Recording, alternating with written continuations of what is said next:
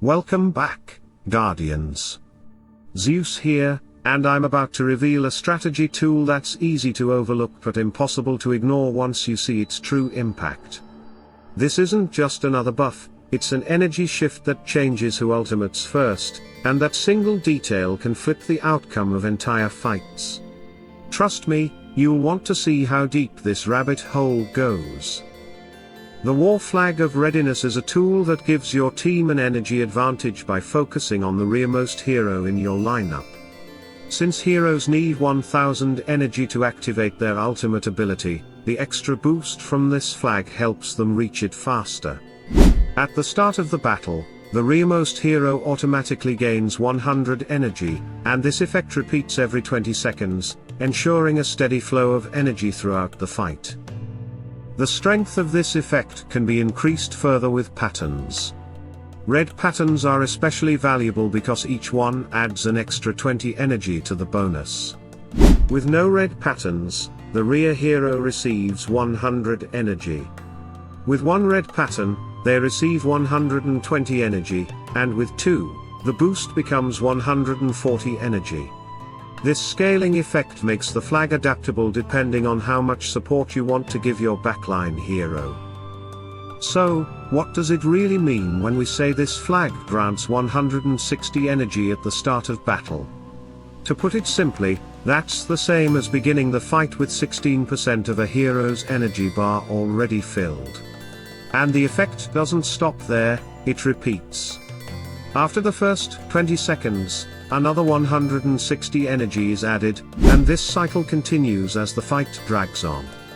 In a 2-minute battle, the flag can hand out 160 energy 6 times in total. That's 960 bonus energy overall, almost equal to a full energy bar refill over the course of the fight. That kind of resource injection is massive, because in hero wars, energy is everything. It decides when heroes unleash their ultimates, and timing is what wins or loses battles. Now, why would the developers add a mechanic like this? To understand that, we need to look at how energy naturally flows during combat. Heroes attack in sequence, first the frontliner, then the second hero, then the third, and so on until the last hero finally takes their turn. Every attack generates energy, and the front hero gains even more because they're also soaking up damage from the enemy. On the other hand, the last hero in the line is much slower to charge, less hits, less damage taken, and more delay before their ultimate comes online.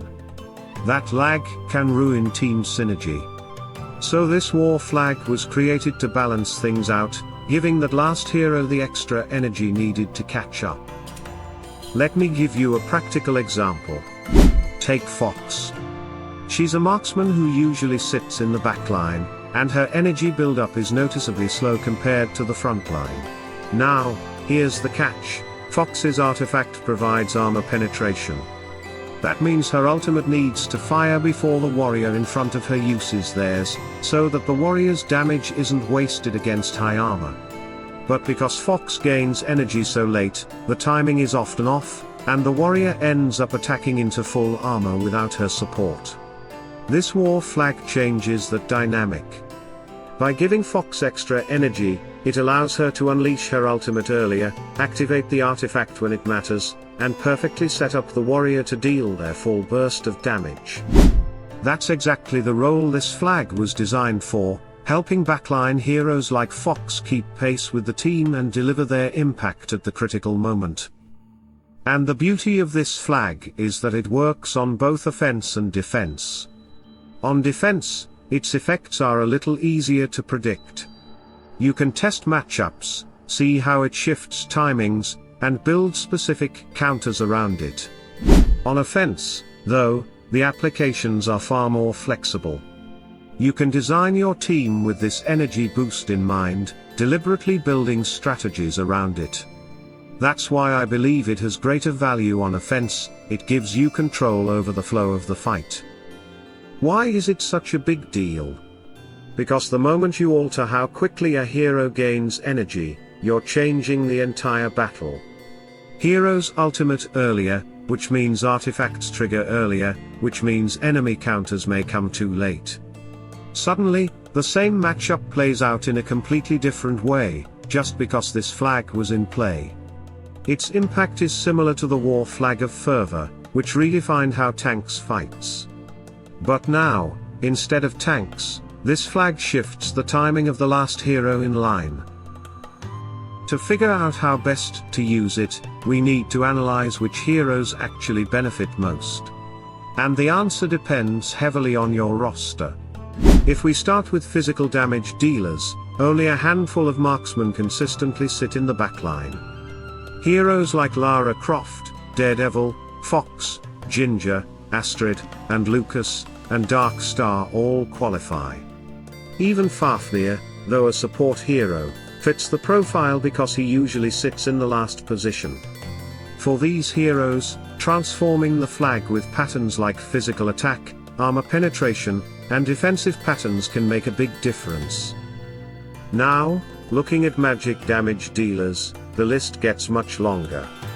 Heidi, Orion, Helios, Iris, Augustus, Peppy, Faceless, Lilith, Lars, Aidan, Martha, Thea, Dorian, Jet, Cornelius, Leanne, Phobos, and Polaris. These are all heroes that typically occupy the last slot.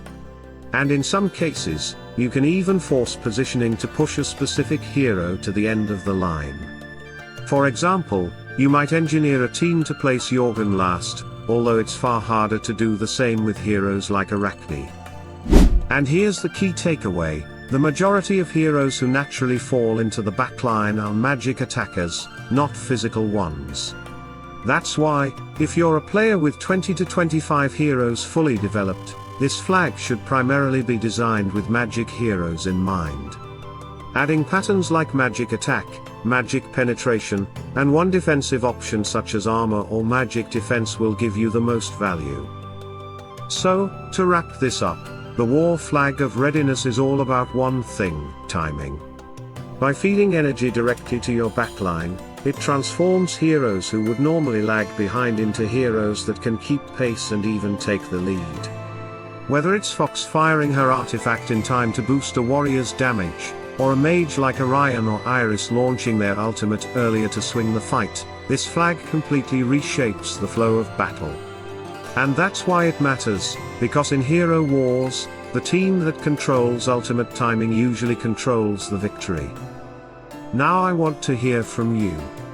Which backline heroes do you think benefit most from this flag?